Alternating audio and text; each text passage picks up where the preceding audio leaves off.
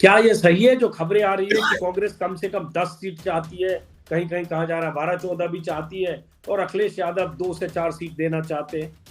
इस बार राहुल गांधी अमेठी से चुनाव लड़ेंगे या नहीं? बीच में निश्चित खबर आई तौर कि नहीं भी लड़ सकते हैं। अखिलेश यादव ने एक तस्वीर ट्वीट की, जिस तस्वीर में जयंत चौधरी और अखिलेश यादव साथ थे, और कहा कि हमारी साझी जो भी है रणनीति बन रही है और हम गठबंधन हो गया। दल अगर देखें तो सपा, कांग्रेस, आरएलडी, दो ने आपस में सीट एडजस्टमेंट करके तस्वीर खिंचवा के ट्विटर पर डाल दिया। कांग्रेस पता नहीं, तो कहीं कुछ अड़चन है क्या कि आप ज्यादा सीटें मांग रहे हैं, उतनी सीटें वो देने को तैयार नहीं है? प्रियंका गांधी जी, चूंकि आप पीसीसी चीफ है, प्रियंका गांधी इस बार चुनाव लड़ेंगे? चलिए हम बताते हैं मजबूत सीट, आप उसमें हाँ ना कर दीजिए। अमेठी, चलिए राहुल गांधी की सीट रही है। फतेहपुर सीकरी, जहां से राज बब्बर पिछले चुनाव में नंबर 2 पर रहे, तो आप ऐसे 5-10 सीट नाम लेने में क्या दिक्कत है? जैसे मैंने कुछ ज्ञानवर्धन हो रहा थोड़ा। आज की तारीख में देखते हैं तो आपके हिसाब से कांग्रेस आपको किन किन सीटों पर मजबूत नजर आती है, जहां आपको लगता है इंडिया गठबंधन में कांग्रेस को सीट शेयरिंग में मिलनी चाहिए, कांग्रेस की दावेदारी है? देखिए, ऐसा है कि हम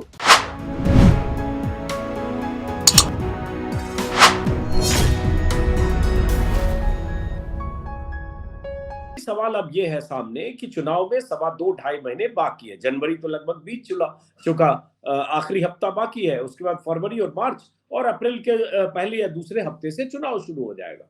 तो बहुत कम वक्त है अजय जी लोकसभा चुनाव में। यूपी, जैसा कि मैंने भूमिका में कहा, 80 सीटें यूपी में है। पिछले चुनाव में अगर देखेंगे 2019 में सिर्फ 1 सीट कांग्रेस जीती, यहां तक कि अमेठी से जो परंपरागत सीट रही, मजबूत सीट राहुल गांधी की, 2004 से सांसद बने, वो सीट भी हार गए। अब मैं जानना चाह रहा हूं कि अब इस चुनाव में जब कम वक्त है, तो सीटों के की शेयरिंग में कहां पेच फंसा है? जो समाजवादी पार्टी और जो इंडिया गठबंधन के दोनों तीनों घटक है, उनमें कोई अभी तक सहमति नहीं बनी या सामने नहीं आ रहा है? नहीं, देखिए, कोई ऐसी बात नहीं, कहीं कोई पेच नहीं फँसा है। अब 80 सीट है, सबसे बड़ा प्रदेश है, तो डिस्कशन करने में समय तो लगेगा ही। पर उसमें हमारे लीडरशिप है, जो मुकुल वासनिक जी के नेतृत्व में जो कमेटी बनी है, उसमें हमारे प्रदेश के जो नए प्रभारी अविनाश पांडे जी हैं, सब लोग मिलकर बात कर रहे हैं और बहुत जल्द ही इसका निस्तारण हो जाएगा और बहुत बहुत जल्द परिणाम आपके सामने आ जाएगा। तो अभी जैसे क्या हुआ, 4 दिन पहले अखिलेश यादव ने 3 दिन पहले अखिलेश यादव ने एक तस्वीर ट्वीट की, जिस तस्वीर में जयंत चौधरी और अखिलेश यादव साथ थे, और कहा कि हमारी साझी जो भी है रणनीति बन रही है और हम गठबंधन हो गया, इस तरह का। और खबर आई कि 7 सीटों पर अखिलेश यादव 7 सीटें आरएलडी को दे रहे हैं। तो इंडिया गठबंधन के 3 घटक दल अगर देखें तो सपा, कांग्रेस, आरएलडी, दो ने आपस में सीट एडजस्टमेंट करके तस्वीर खिंचवा के ट्विटर पर डाल दिया। कांग्रेस पता नहीं, तो ये मैं इसलिए कह रहा हूं कि एक साथ होता ना सब, तो कहीं कुछ अड़चन है क्या कि आप ज्यादा सीटें मांग रहे हैं, उतनी सीटें वो देने को तैयार नहीं है? नहीं, देखिए, निश्चित तौर से हम राष्ट्रीय दल हैं और आप केवल पिछली बार के चुनाव परिणाम से अगर आप देखेंगे तो मैं अकेले हम लोग लड़े थे और पिछली बार समाजवादी पार्टी और बहुजन समाज पार्टी गठबंधन करके चुनाव लड़ी थी पिछले 2019 में और कांग्रेस अकेले लड़ी थी।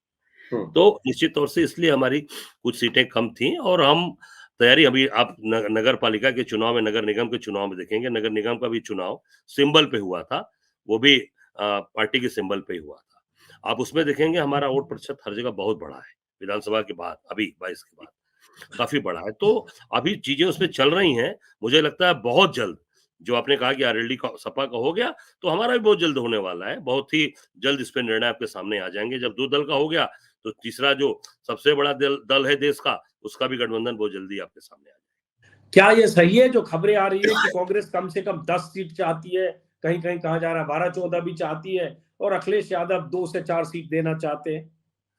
नहीं, ऐसा नहीं, गलत ये सूचनाएँ हैं। हम बहुत ही मजबूत स्थिति में लड़ेंगे और बहुत ही ताकतवर स्थिति में लड़ेंगे और मजबूत गठबंधन बनेगा, जिससे भारतीय जनता पार्टी को कायदे से जवाब मिलेगा, उनको समझ में आ जाएगा। पिछली बार बनारस में भी जब मोदी जी प्रधानमंत्री नहीं थे, तो मैं 76,000 वोट पाया था और जब प्रधानमंत्री के सामने लड़ा हूँ, तो 1,52,000 53,000 वोट मुझे मिला है 2019 में।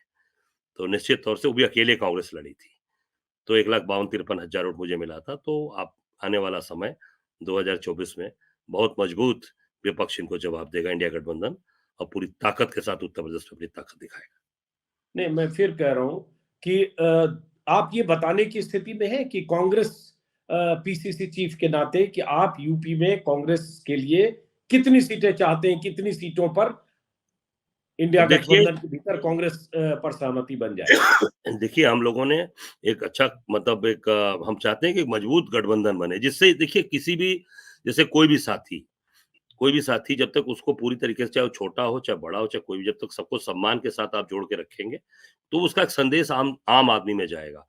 किसी हम्म। भी व्यक्ति को, चाहे वो कोई दल हो, चाहे आरएलडी हो, सपा हो, कांग्रेस हो, किसी को भी अगर ये लगेगा कि नहीं जनमानस के अंदर अगर उस दल के प्रति लोगों के अंदर कि नहीं बहुत कम सीटें मिली या कम सम्मान मिला, तो उसका लाभ पूरी तरीके से गठबंधन को नहीं मिल पाएगा। तो मैं हम्म। समझता हूँ कि इस पे भी एक मजबूत निर्णय हो रहा है और बहुत जल्द आपके सामने परिणाम आ जाएगा और मजबूत स्थिति में पूरा गठबंधन खड़ा हो जाएगा।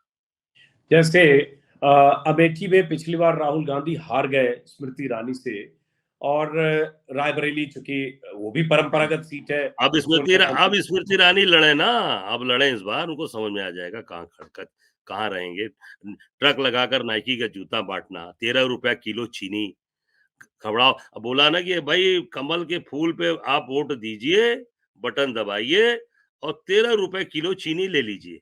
आप पूछ लीजिए अमेठी वालों को, भेज दीजिए अपने यहाँ की टीम को, क्या भैया ₹13 किलो चीनी पा गए अमेठी वाले? पूछ लीजिए किसी को। या किसका काम हुआ, कितनी फैक्ट्रियाँ लगी, कितने लोग, जो फैक्ट्रियाँ चल रही थी, जो राहुल जी ट्रिपल आईटी लेकर आए, मेगा फूड मार्ट लेके आए, सब बंद हो गया, वो चालू नहीं हुआ काम। ₹13 किलो चीनी कहाँ मिली? अभी उन्होंने जो सबसे बड़ा काम कराया, आपको याद होगा, जो इतना बड़ा वहाँ अस्पताल चलता है संजय गांधी जी के नाम से, इतना बड़ा अस्पताल, उसपे जबरदस्ती एक हर अस्पताल में कहीं न कहीं कैजुअल्टीज़ होती रहती हैं। हाँ, 100% कोई भी अस्पताल किसी की जान नहीं बचा पाता। फिर भी वो कैज़ुअल्टी वहाँ उस अस्पताल में नहीं हुई।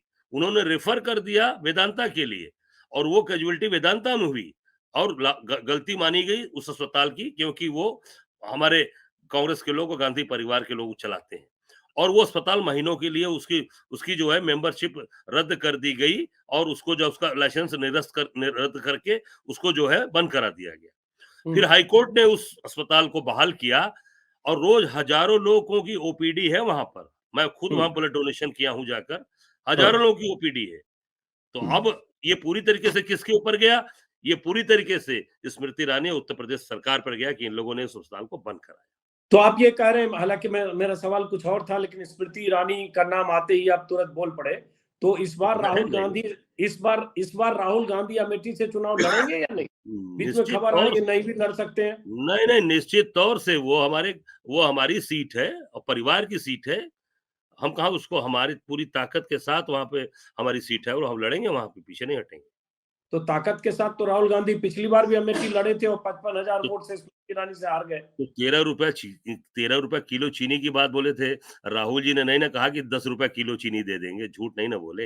हार स्वीकार है, पर इनकी तरह झूठ और बलफबाजी करके नहीं राजनीति करनी कि कल के दिन में जनता दौड़ा ले। आप देखिएगा आने वाले समय में स्मृति ईरानी अमेठी के अंदर घूमकर वोट पा पाएँगी। अभी आप देखे होंगे इनके एक सांसद को धक्के मारकर गाँव से जनता भगाती है। आपके नोएडा में ही महेश शर्मा जिनका नाम है, हाँ, वो उनका वीडियो वीडियो वायरल हो रहा है। चलिए, वो तो वायरल हुआ कि गाँव के लोगों ने, वो कांग्रेस के लोग नहीं थे, कांग्रेस के कार्यकर्ता नहीं थे वो, गाँव के साधारण किसान हैं, धक्के मारकर भगा रहे हैं। यही हल होने वाला है स्मृति ईरानी जी का भी अमेठी। नहीं, नहीं, ये कुछ ज्यादा बोल रहे हैं। देखिए अजय जी। काम हाँ, करने वाले लोग हैं, झूठ नहीं अजय बोलेंगे। जी। अब उसके अजय भले जी। ही उसके परिणाम हमारे पक्ष में नहीं आए, पर इनकी तरह गलत बोल के नहीं, और निश्चित तौर से वो सीट हमारी है और जबरदस्त तरीके से चुनाव जीतेंगे। पीछे वहाँ पर हमारा परिणाम हमारे पक्ष में रहेगा। एक सेकंड रुकिएगा, आपका फ्रेम फ्रीज हुआ है। 1 मिनट, मेरे हाँ, अब आया, ठीक है। लेकिन अजय राय जी, ये थोड़ा बड़बोलापन है कि स्मृति ईरानी को जनता धक्के मारकर हटाएगी। जिस स्मृति ईरानी को 4,68,000 वोट मिल गए राहुल गांधी के सामने, और लगभग 50% वोट मिल गए। अच्छा, अब मेरा स्मृति ईरानी के लिए कह रहे हैं जनता धक्के मारकर, वही तो स्मृति ईरानी कहती है कि राहुल गांधी को जनता ने भगा दिया अमेठी अरे से। तो वो अभी परिणाम वायनाड नहीं गए होते तो सांसद भी नहीं होते। उसका उसका परिणाम आप, अरे तो मोदी जी भी तो बनारस लड़े या बड़ौदा लड़े थे 14 में। देश के इतने बड़े इनके नेता रहे हैं, तो क्यों बड़ौदा लड़ने गए? बनारस ही लड़ना चाहिए था 14 में। 2 जगह क्यों लड़े थे? उसका जवाब दे दी स्मृति ईरानी। मोदी जी इतना बड़ा डंका बजा रहे हैं, सबसे लोकप्रिय नेता हैं दुनिया के, तो क्यों बड़ौदा गए थे लड़ने? बनारस भी लड़े, बड़ौदा भी लड़े। अरे लड़ना तो चाहिए था लड़े तो अपना। जीत गए ना लाखों वोट पाके। आप तो उस समय भी विधायक थे, 5 बार के विधायक थे मोदी जी के सामने, आप जमानत जब्त हो गई, ये भी तो सच है। नहीं अरे तो काशी का जमानत अजय रहा है, इतना दबंग विधायक, 5 बार का विधायक, बनारस के आसपास जिसका बड़ा जलवा हो, वो मोदी के सामने अगर 75,000 वोट पाके जमानत जब्त हो गए। देखिए ऐसा है कि जब ये गठबंधन क्यों करते हैं? अकेले लड़े? गठबंधन किससे किया? अनुप्रिया पटेल पटेल वोट लेने के लिए। अभी हारे हुए आदमी को एमएलसी बनाया इन्होंने, दारा सिंह चौहान को मंत्री भी बनाने जा रहे हैं। ओम प्रकाश राजभर से गठबंधन कर रखा है। अकेले लड़ रहे हैं क्या? अकेले लड़े आके समझ में आवेगा। तो ये केवल समीकरण बना के चुनाव लड़ना और चीजों को दिखाना। अब मैं ये बताना चाहूंगा, जो आपने कहा कि स्मृति ईरानी को वो कह रहे हैं महेश शर्मा किस दल के सांसद हैं? भाजपा के ही तो सांसद हैं। इन्हीं के सांसद हैं। धक्की जनता मार रही कि नहीं मार रही? आपके सामने है, देखिए वीडियो। नारेबाजी लगा नहीं रही है नहीं जनता, धक्के ऐसे बहुत बार होता नहीं नहीं होगा। धक्के दे रहे हैं उनको, उनका हाथ पकड़ के झटक रही है जनता, धक्के दे रही है। तो ये अभी तो शुरुआत है। आप देखिएगा, मैंने कहा ना, कोई चीज की अति किसी भी चीज की बहुत खराब होती है। अति से ही लोग अति से गुजर रहे हैं, इसका परिणाम इनके सामने आएगा। अब ये बताइए, हालांकि अभी गठबंधन पे मेरे सवाल बाकी है अखिलेश यादव को लेकर। प्रियंका गांधी जी, चूंकि आप पीसीसी चीफ है, प्रियंका गांधी इस बार चुनाव लड़ेंगे? जैसे आपने शुरू में बयान दे दिया था अगस्त में कि प्रियंका गांधी मैदान में उतरी तो जीत तय है, और आपने कहा था कि बनारस से चुनाव लड़ सकती हैं, हम न्योता भेजेंगे, जिस पर एक तरह से कोई पुष्टि नहीं हो पाई, बल्कि लगा कि कुछ खंडन भी आ गया। नहीं नहीं, खंडन नहीं आया। अब उनकी इच्छा है, कहीं से भी लड़ सकती है। जहाँ इच्छा करे, बनारस इच्छा करे, अमेठी करे, रायबरेली, जहाँ भी प्रदेश उनका है, इलाहाबाद उनका अपना पुराना स्थान रहा है परिवार का, तो जहाँ से इच्छा करे लड़ेंगे। और हम सब लोग, हमारा एक और निश्चित तौर से प्रियंका गांधी जी भारी मतों से चुनाव जीतेंगी। सभी, क्योंकि उनकी कार्यप्रणाली से और उनके जो उनकी काम करने के तरीके हैं, उससे हर कार्यकर्ता उनको पसंद करता है, उनके साथ खड़ा है। नहीं तो प्रियंका गांधी इस बार चुनाव लड़ेगी? अब तो 2.25 महीने बाकी है, कुछ तय हो रहा होगा ना कि अब ये तो इलाहाबाद से या प्रयागराज अब से ये या तो बनारस अब से ये लड़ेंगी? अब ये तो पार्लियामेंट्री बोर्ड तय करती है। उसपे हम लोग तो अपना एक एक अपनी तरफ से सुझाव भेज सकते हैं, एक निमंत्रण भेज सकते हैं, आग्रह भेज सकते हैं। जो भी निर्णय करेगा वो पार्लियामेंट्री बोर्ड तय तो करेगा। आपने क्या निमंत्रण भेजा है कि प्रधानमंत्री मोदी के सामने बनारस से लड़े आकर? मैंने निमंत्रण भेजा है कि उत्तर प्रदेश से आके चुनाव लड़े, और जहां उनकी इच्छा करे वहां से चुनाव लड़े। सोनिया गांधी रायबरेली से इस बार लड़ेंगी? कभी कभी आता है कि हो सकता है इस बार ना लड़े, वहां प्रियंका अब लड़े वो या तो कुछ और हो। अब वो तो उसमें कोई संशय नहीं है, वो तो वहां की सांसद ही हैं। तो उनके बारे में मैं बता हम जब ऑलरेडी सांसद हैं, तो निश्चित तौर से उनकी संसदीय सीट है वो। चलिए वापस लौटते हैं अखिलेश यादव पर, चूंकि बीच में स्मृति ईरानी का नाम आ गया। और स्मृति ईरानी आप लोगों के लिए एक नाम ऐसा है कि चूंकि राहुल गांधी को शिकस्त दी, इसलिए स्मृति ईरानी का नाम आते ही आप तुरंत कुछ नहीं नहीं नहीं, बौखलाते भी वो हैं। क्योंकि झूठी बात बोलकर, और आम आदमी, अस्पताल ऐसी चीज होती है जिसपे सबकी मदद होती है, उसको बंद कराया। अब उसके बाद एक सवाल अजय जी ये है, चूंकि बार बार अखिलेश यादव की तरफ से छिटपुट बीच बीच में नाराजगी की खबर भी आई, बीच में ये भी आया कि आपके कुछ बयानों से भी अखिलेश यादव नाराज रहते हैं। मध्य प्रदेश में जब सीट को लेकर हुआ और समाजवादी पार्टी को टिकट नहीं दिया गया, सीट नहीं दी गई, तब भी उनकी नाराजगी की खबरें आई। अब मैं जानना चाह रहा हूं कि कुछ समाजवादी पार्टी और कांग्रेस के बीच कुछ जो तनाव या खटास जैसी स्थिति थी, वो दूर होकर सहमति बनती दिख रही है, तो ये कब तक बन जाएगी? देखिए, मैंने कोई भी कहीं पर भी जो तर्क संगत बातें थी वही बात बोली थी। मैंने कहीं पर भी अपशब्द नहीं इस्तेमाल किया था। किसी भी, आप उठाकर देखेंगे मेरे रिकॉर्ड कहीं पे भी होंगे, रिकॉर्डिंग होगी, मैंने कहीं पर भी अपशब्द भाषा का कहीं इस्तेमाल नहीं किया था। जो तर्क वाली बात थी वही मैंने, चाहे बागेश्वर की बात रही होगी, चाहे मध्य प्रदेश की बात होगी, तर्क के साथ बोला था। और निश्चित तौर से जो चीजें सही थी वो मैंने बोला था। और खटास तो राजनीति में जो चीजें होती हैं उसको ठीक दूर हो जाती है सारी बातें। और आने वाले समय में हमारा नेतृत्व उनसे बात कर रहा है, उस पर चर्चा कर रहा है, और वो बहुत जल्द से जल्द सारी चीजें सामने आ जाएंगी। और हम सब लोग मजबूती के साथ आने वाले 2024 में पूरी ताकत के साथ लड़ेंगे, और निश्चित तौर से भारतीय जनता पार्टी को शिकस्त देंगे। लेकिन आप कुछ बता नहीं पा रहे, कुछ समझाइए तो सही। जैसे 2019 में कांग्रेस एक सीट जीती सुल्तानपुर, 3 सीटों पर नंबर 2 रही कांग्रेस, अमेठी, फतेहपुर सीकरी और कानपुर। उसके अलावा कांग्रेस कई सीटें ऐसी, हमारे पास 10 सीटें ऐसी है जहां कांग्रेस नंबर 3 पर रही, जहां 10%, 15%, 16% सीटें मिली, वोट मिले। लखनऊ, सहारनपुर, उन्नाव, बनारस, ये सब, बाराबंकी, हमीरपुर और ये।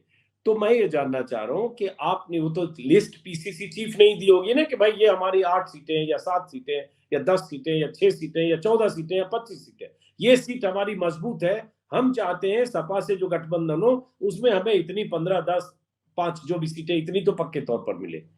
हम लोगों ने नंबर ऑफ जो भी सीट्स था, हमने ये बताया कि मजबूत स्थिति में हम जहाँ-जहाँ पे भी रहे हैं, आगे पिछले 2-3 चुनाव पीछे भी, वो सारी चीज़ों को हमने अपने नेतृत्व को बता दिया है और नेतृत्व उस पे निर्णय लेकर आगे अपना निर्णय लेगा और तय करेगा। तो आप मजबूत कहाँ-कहाँ रहे हैं आपके हिसाब से 2-3 चुनाव को लेकर? अरे हम मजबूत आप देखेंगे उठा के बनारस में भी हम सांसद रहे, हमारा सांसद रहा है। ठीक है, हम्म। आ गए। अभी आप उठाकर देख लीजिए 2014 के पहले भी देख लीजिए। जोशी जी को जीतने के लिए पूरी ताकत के साथ मुख्तार अंसारी को लाके लड़ाना पड़ा यहाँ पे। अब किसी भी भाजपा के बड़े नेता से पूछ सकते हैं कि जोशी जी लड़े, अब किसको लाए? मायावती से बात करके यहाँ पे मुख्तार अंसारी को जाके चुनाव लड़ाए कि कैसे वो डिवाइड हो और हम यहाँ से सांसद हो जाएँ। तो मैं समझता हूँ कि हम मजबूत स्थिति में कई ऐसी पार्लियामेंट है जहाँ हम मजबूती के साथ लड़ेंगे और चुनाव जीतेंगे। तो आप ऐसे 5-10 सीट नाम लेने में क्या दिक्कत है? जैसे मैंने कुछ नहीं, नहीं बताया, नाम नहीं, नाम ज्ञानवर्धन जैसे हो ना, थोड़ा नहीं, थोड़ा नहीं ज्ञानवर्धन हो ज्ञानवर्धन मेरा। जैसे 2014 में, 2009 में और 2000 हाँ, जो भी मतलब ये पिछली बार की सीट से आकलन ना करें, आप 9 से ले लें।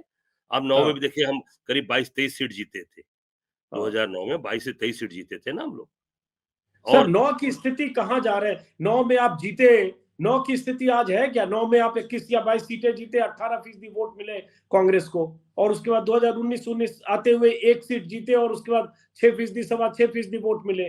2022 के विधानसभा आते आते कांग्रेस का ये हाल हो गया कि 2 सीटें मिली और 3% से कम वोट मिले, 2.5%। आप अभी नगर निगम के चुनाव देखिए ना, अभी इसमें बनारस में 16% वोट हम पाए हैं, अभी। मोदी जी की कॉन्स्टिट्यूएंसी में अनिल श्रीवास्तव जी लड़े थे, अभी हम 1 लाख वोट पाए हैं यहाँ पर। जौनपुर में, सुल्तानपुर में और लखनऊ में 1 लाख सुपर वोट पाए हैं, अभी। ये मतलब सिंबल पे हाथ के पंजे पर वोट पड़ा है। ये नहीं कि साइकिल उस पे जो है कुर्सी पे और टेबल पे है, सिंबल पे पड़ा है। ऐसा नहीं है। राहुल जी की जो यात्रा हुई, पिछली बार भारत जोड़ो यात्रा, उसका पूरा असर दिखाई दे रहा है और दूसरी जो यात्रा राहुल जी की चल रही है, मैंने भी अभी उत्तर प्रदेश में की यात्रा सहारनपुर से शुरू की थी। जबरदस्त समर्थन सहयोग मिला है पूरा हाँ। पश्चिम में और आम जनता हुँ, जुड़ रही है। क्योंकि वो हुँ। याद आ रहा है कि कांग्रेस के समय महँगाई इतनी नहीं थी। इतनी हम लोग का बेरोजगारी नहीं थी। तो सारा का सारा चीज़ें किसान आज गन्ना पश्चिम में गन्ना के भुगतान नहीं हो रहे हैं।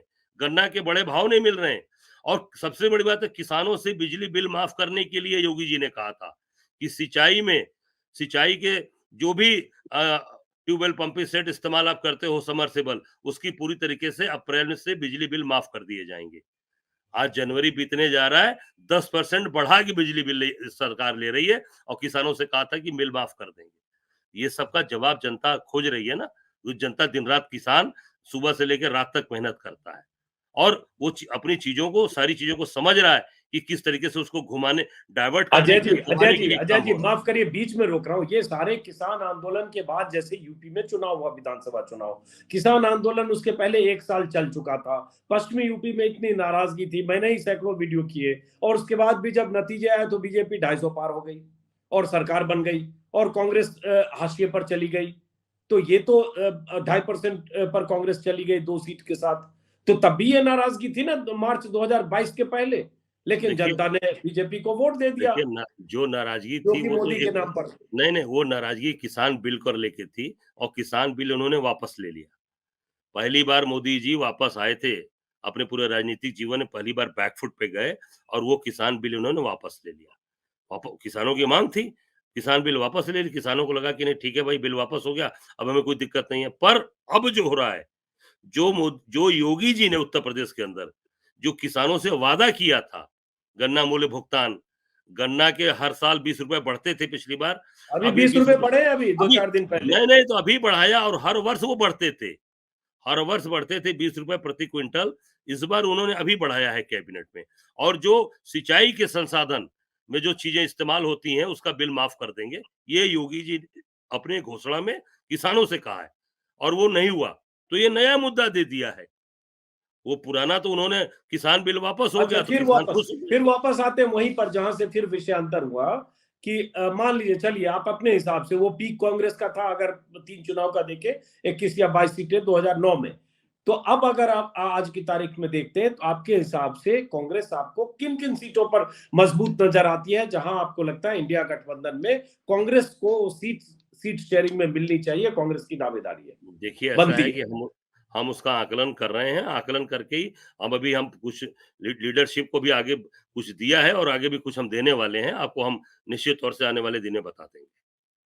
बहुत आप तोल मोल के बोल रहे हैं अजय जी। आप नहीं चाहते कोई ऐसी बात अभी निकल जाए किसी सीट पर, तो आप बड़ा एकदम सेंसर लगाया हुआ आपने। नहीं, नहीं, नहीं, नहीं, ऐसा नहीं है। जो सेंसर है मैंने कहा है कि 2 दिन के अंदर आपको बता देंगे हम, अच्छा दे चलिए देंगे। हम बताते हैं मजबूत सीट, आप उसमें हाँ ना कर दीजिए। अमेठी, चलिए राहुल गांधी की सीट रही है जहां से हार गए पिछली बार, तो अमेठी आपके हिसाब से राहुल गांधी लड़ेंगे।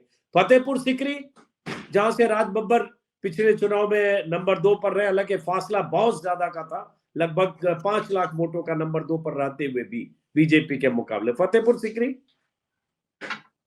नहीं, अभी चल रही है, हम तो है ही है उसमें, हम तो आपको बताए ना चल रही है, अभी तो उसमें बात चल ही रही है। अभी पूरा कानपुर, आकलन आपको पूरा आकलन बता देंगे 2 दिन में, हम आपको दे देंगे, आप रिकॉर्ड में रख लीजिएगा। नहीं हम ये पूछ रहे हैं कि कानपुर में आप मजबूत मानते हैं खुद को? पिछले चुनाव में देखें तो कांग्रेस को 37% वोट मिले थे 2019 नहीं, में, कांग्रेस सपा तीसरे कानपुर नंबर पर थी, 6% उसको था। कानपुर में हमेशा मजबूत स्थिति में कांग्रेस रही है, ताकतवर रही है। हमेशा वो गढ़ रहा है, वो कांग्रेस का हमेशा गणेश शंकर विद्यार्थी से लेके सारे लोग वहाँ मजबूत रहे, श्री प्रकाश जायसवाल जी जैसे हमारे लोग वहाँ से रहे हैं, मजबूत लोग रहे हैं, तो गढ़ रहा है वो कांग्रेस का। और कुछ ऐसा माना जा रहा है कुछ मुस्लिम बहुल इलाकों में, सहारनपुर से लेकर और इधर कुछ मुस्लिम बहुल इलाके, या और दावेदारी कुछ? नहीं, ऐसा नहीं है, मुस्लिम बाहुल्य एरियाज़ के से लेकर जो भी मिक्स्ड आबादी के भी हैं और जहाँ हमारा किसान से लेकर जो भी जहाँ इस तरीके के लोग हैं, हम हर जगह की सीट का आकलन करके कुछ हमने दिया है, कुछ दे रहे हैं और आपको सारी बातों से अवगत करा देंगे हम। उसमें कोई चीज़ छिपने वाली तो है नहीं, सारी चीज़ें आपके सामने आएँगी, सारी बातें बताएँगे। तो ये क्यों नहीं तय हो पा रहा है? इसमें 3 दौर की मीटिंग, अविनाश पांडे, मुकुल वासनिक, मोहन प्रकाश, अशोक गहलोत, भूपेश बघेल, ये सारे दिग्गजों की मौजूदगी में समाजवादी पार्टी के लीडरशिप के साथ 3 दौर की बैठक हो गई शायद, तो ये तय क्यों नहीं हो पा रहा है? लोग उसमें कह रहे हैं थोड़ी कि भाई सबसे बड़ा सूबा है, आप तय ही नहीं कर पा रहे। नहीं, नहीं, उसमें थोड़ी दिक्कत ये आ गई कि उसमें भूपेश बघेल जी के पिताजी का स्वर्गवास हो गया है। तो वो बीच में अभी वो मीटिंग में नहीं आ पा रहे हैं। हम्म। आप देखेंगे वो अभी अपने गाँव चले गए हैं और उसी की थोड़ी-सी उसमें प्रॉब्लम आ रही है, जो अंदर की बात मैं बता रहा हूँ। जल्द ही हम्म। आजकल के अंदर जॉइन अब जब उनके यहाँ 10वाँ हो जाएगा, तो मैं हम्म। समझता हूँ कि 10वाँ के बाद से वो इस मीटिंग को जॉइन करेंगे और निश्चित तौर से ये डिसाइड हो जाएगा। तो एक तो चलिए ये अभी पेच फंसा है, मान लीजिए 5 या 4 सीट मिले आपको अखिलेश यादव की तरफ से, तो अब ये निर्णय राष्ट्रीय नेतृत्व को करना है। जो निर्णय राष्ट्रीय नेतृत्व करेगा, हम लोग पूरी ताकत के साथ खड़े हैं और निश्चित तौर से देखिए मैं पहले भी कहा था, फिर मैं कह रहा हूँ। आप अगर ये सोच कर सोचेंगे कि नहीं हम अपने दल के जो हमारे साथ सहयोगी हैं उनको हम बहुत कम सीटें देंगे या उसको हम अपने साथ दबा के रखेंगे, तो मैं समझता हूँ कि उससे जो आपको फ़ायदा मिलना चाहिए या हमको जो फ़ायदा मिलना चाहिए या एक-दूसरे को फ़ायदा मिलना चाहिए, वो निश्चित तौर से उसका पूरा लाभ हम सबको गठबंधन को नहीं मिल पाएगा। नहीं दबा के नहीं, समाजवादी पार्टी के नेताओं का कहना है 2019 तो चलिए आप कह रहे हैं कि सपा बसपा साथ मिलकर चुनाव लड़े, 10 सीटें बीएसपी को मिली, 5 अखिलेश यादव को, और कांग्रेस 1 सीट जीती, रायबरेली अमेठी हार गई खास सीट। लेकिन हम 2014 तो भी अकेले लड़े देखेंगे, थे ना, हम भैया अकेले लड़े थे ना, हाँ अकेले लड़े, इस सिलसिले में 2014 पे आता हूँ। मैं अकेले लड़ा 2014 पर भी जब आप अकेले अकेले लड़े 2014 में तो अकेले अकेले लड़े, तब भी अगर देखेंगे तो अकेले लड़े थे ना 2014 में, हाँ, तब भी अकेले लड़े थे। समाजवादी पार्टी को 5 सीटें मिल गई थी, 22% वोट मिले। कांग्रेस को 2 सीटें, वही जो परंपरागत अमेठी रायबरेली, और वोट सारे 7%। तो समाजवादी पार्टी को तब भी अकेले में भी 3 गुना से ज्यादा वोट मिले। देखिए, अब ये जो आप बता रहे हैं, ये तो स्थितियाँ परिस्थितियाँ उस समय की थी, पर स्थितियाँ राजनीति में हमेशा बदलती रहती हैं। आज की हम्म। स्थितियाँ बदली हुई नज़र हैं और केंद्र के अंदर आप देखेंगे कि अगर पूरी तरीके से अगर केंद्र की सरकार से कोई लड़ रहा है, ये पूरे देश के अंदर संदेश है। अकेला एक आदमी लड़ रहा है, वो है राहुल गांधी। आपने देखा जिस तरीके से उनकी यात्रा पर हमला कराया गया, असम के लखीमपुर में उनकी गाड़ियों को तोड़-फोड़ किया गया और जो उन्होंने सही बात बोली कि सबसे भ्रष्ट मुख्यमंत्री कौन है, तो असम का मुख्यमंत्री है। वो उनको बात चुभी और उसपे हमला करा रहे हैं। तो मैं समझता हूँ कि अगर कोई इस केंद्र सरकार और मोदी के खिलाफ पूरी दमदारी के साथ लड़ रहा है, तो वो है राहुल गांधी जी। इसका पूरा फ़ायदा आने वाले समय में कांग्रेस को मिलने जा रहा है। कांग्रेस के साथ जो भी आज भारतीय जनता पार्टी जो आज पूरी तरीके से पूरे देश के अंदर जो माहौल बना रखा है, उसमें पूरी ताकत के साथ अगर कोई खड़ा है, कोई लीडर या कोई पार्टी खड़ी है, तो कांग्रेस पार्टी है, राहुल गांधी जी खड़े हैं। तो आप जब बार-बार कहेंगे कोई अकेला लड़ रहा है, राहुल गांधी, कोई पार्टी खड़ी है, तो कांग्रेस, कोई बीजेपी को चुनौती दे रहा है राहुल गांधी, तो फिर इंडिया गठबंधन के बाकी नेता तो इसी पर नाराज होंगे कि हम लड़ ही नहीं रहे, हम चुनौती नहीं दे रहे, हम खड़े ही नहीं है। तो कांग्रेस तो नहीं तो पहले से ऐसा सबको कर रही है। तो सबको साथ मिलके खड़ा होना पड़ेगा ना, सबको साथ होना पड़ेगा। एक आदमी लड़ रहा है, कोई जैसे कोई व्यक्ति मैं ही लड़ूँ, तो मेरे हुँ। साथ तो सबका कर्तव्य बनता है कि कोई लड़ रहा है तो उसका साथ दो, उसके साथ सब लोग खड़े रहिए। आप किसी को आप ज़रूरत से ज़्यादा दबाकर किसी को ज़रूरत से ज़्यादा अगर आप कमज़ोर समझ लेंगे, तो मैं समझता हूँ कि वो ठीक नहीं रहेगा। अब ये बताइए कि जैसे मायावती ने ऐलान कर दिया 4-5 दिन पहले कि हम अकेले चुनाव लड़ेंगे, किसी के साथ नहीं होंगे, कांग्रेस के साथ भी नहीं, गठबंधन के साथ भी नहीं, कुछ आरोप भी सब पर लगाए। तो क्या आपको लगता है कि मायावती साथ होती इंडिया गठबंधन के साथ, तो एक मजबूत चुनौती देने वाला विपक्ष होता बीजेपी के सामने? निश्चित तौर से मुझे लगता है कि मायावती जी बहुत ही कद्दावर नेता हैं और उनको सोचना चाहिए था। मैं समझता हूँ जिस तरीके से आज उनके जो परंपरागत वोटर हैं, परंपरागत जो उनको वोट देने वाले लोग हैं, वो आज काम रोज़गार से जो उनको काम मिलते थे, जो मज़दूरी करते थे, वो सब लोग प्रताड़ित हैं, बहुत परेशान हैं। इस सरकार हुँ, की योजनाओं से, इस सरकार की नीतियों से, इस सरकार के कामों से। तो उसपे निश्चित तौर से मायावती जी को विचार करना चाहिए कि हमको जो सपोर्ट करके, हमको जो जो समाज मजबूती के साथ यहाँ तक लाया, हमको मुख्यमंत्री बनाया इत और पूरे प्रदेश की बागडोर आपको सौंपी, अगर उस समाज के बारे में आप सोचेंगी, बहुत ही गंभीरता के साथ अगर वो विचार करें, जो नरेगा की मज़दूरियाँ नहीं मिल रही हैं, लोग परेशान हैं, उनके आज बेचारे उस जो काम करने वाले लोग हैं, गरीब लोग। तो मुझे लगता है कि ज़रूर इनको मजबूती के साथ खड़ा होना चाहिए था और साथ देना चाहिए था। चलिए, तो अभी भी कोई गुंजाइश है? लगता है कोई बातचीत, कोई बैकडोर बातचीत कोई कर रहा है या कर सकता है? जैसे पहले खबरें आ रही थी कि अविनाश पांडे बात कर रहे हैं, लेकिन रामगोपाल यादव या समाजवादी पार्टी की तरफ से ऐतराज दर्ज कराया गया बैठक में कि हम लोग साथ हैं, अगर सपा पहले से गठबंधन का हिस्सा है तो मायावती जी से बात नहीं होनी चाहिए। नहीं, मेरी जानकारी में ये बात नहीं है। अब मेरी जानकारी में कौन बात कर रहा है, कैसे कर रहा है, जब उन्होंने खुलेआम बोल ही दिया, मीडिया में बोल दिया कि हम अकेले लड़ेंगे, तो मुझे नहीं लगता है कि उसपे कोई आगे बात हो रही होगी या कोई कर रहा हो, पर मेरी जानकारी अगर ऐसी कोई बात होगी तो मेरी जानकारी में नहीं। चलिए, अब एक सवाल है अजय राय जी, कि वो कांग्रेस जो किसी ज़माने में देश के कई राज्यों में उसकी मजबूत स्थिति थी, सरकारें थी, सब कुछ थी, यूपी में क्या था कहने की ज़रूरत नहीं, 2009 ही जाते हैं तो 21 सीटों पर कांग्रेस जीती थी। लेकिन वो कांग्रेस धीरे-धीरे अगर देखें तो विधानसभा चुनाव में 2.5% और लोकसभा चुनाव में 6.25% पर पहुँच गई। तो ये आत्मचिंतन आप लोग कर रहे हैं कि हश्र क्यों हुआ? और अगर ये हश्र हुआ अभी सवा साल पहले, 1.5 साल पहले के विधानसभा चुनाव में भी, तो फिर अगले 2.5 महीने में ऐसा क्या हो जाएगा जिससे कांग्रेस चुनौती देने के लिए कांग्रेस में कोई संचार हो जाएगा, देखिए ऐसा उत्साह, है ऊर्जा और ताकत का? देखिए ऐसा है कि जो जिस तरीके से चीज़ों को इन लोगों ने केवल कांग्रेस को ही बदनाम करने का इन लोगों ने पूरा काम किया। आप देख सकते हैं मोदी जी कांग्रेस मुक्त भारत की बात करते हैं, कांग्रेस मुक्त हो जाएगा। कांग्रेस मुक्त कहाँ हुआ? पूरी भारतीय जनता पार्टी कांग्रेस युक्त है।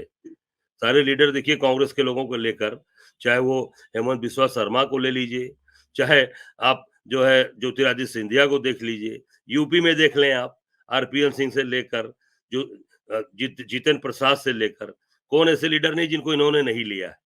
सबको कांग्रेस से लेकर आप कांग्रेस युक्त मुक्त बात करते हो, पूरी भारतीय जनता पार्टी कांग्रेस युक्त हो गई है। तो ये कांग्रेस को कमज़ोर नहीं कर पाएँगे। ठीक है, समय होता है, थोड़ा अप्स डाउन्स लगे रहते हैं राजनीति में, पर ये आप आने वाला समय आपको दिखाई देगा कि कांग्रेस पूरी मजबूती के साथ, क्योंकि ये बरगद का पेड़ है। मैं फिर कहना चाहूँगा, ये बरगद का पेड़ है, बैनियन ट्री है। कितना भी काटना चाहेंगे, कितना भी उसको ध्वस्त करना चाहेंगे, पर उसकी जड़ें ऊपर से लटक जाएँगी और वहीं पर तना बन जाएगा। वहीं जड़ें लटकेंगी और तना बन जाएगा। तो ये भ्रम है, आप देखेंगे आने वाला समय कांग्रेस का बहुत मजबूत होने वाला है।